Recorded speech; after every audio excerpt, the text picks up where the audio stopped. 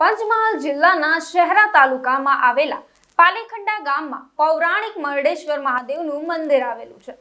આ મંદિરનું મુખ્ય આકર્ષણ 8 ફૂટ ઊંચું સ્વયંભૂ શિવલિંગ છે।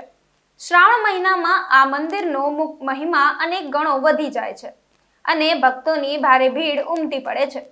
કહેવાય છે કે આ શિવલિંગ દર વર્ષે ચોખાના દાણા જેટલું વધે છે। શ્રદ્ધાળુઓ માને છે કે મરડેશ્વર મહાદેવના દર્શન કરવાથી સુખ, શાંતિ, સંપત્તિ અને સંતાન સુખ પ્રાપ્ત થાય છે।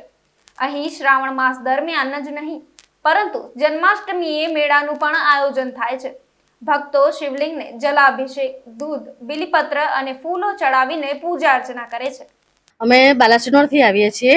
અમારે આ સર્વોદય મહિલા મંડળ છે આખું। અમે અમારી દર વખતે 18-20 જેટલી સ્ત્રીઓ દર વર્ષે શ્રાવણ મહિનામાં મરડેશ્વર મહાદેવના મંદિરે દર્શન કરવા જરૂરથી આવીએ છીએ અને આ મંદિરમાં અમે બીલીપત્ર, ધતુરાના ફૂલ અને બધું ચડાવી અને ખૂબ જ ધન્યતા અનુભવીએ છીએ। અહીંયા આવીને ભજન કરીએ છીએ અને અમને ખૂબ જ સુખ શાંતિ લાગે છે। આ શ્રાવણ મહિનો ચાલે છે એટલે અમે દર વર્ષે દર્શન કરવા આવીએ છીએ અને આ શહેરા તાલુકાનું પાલીખંડા મરડેશ્વર મહાદેવ છે।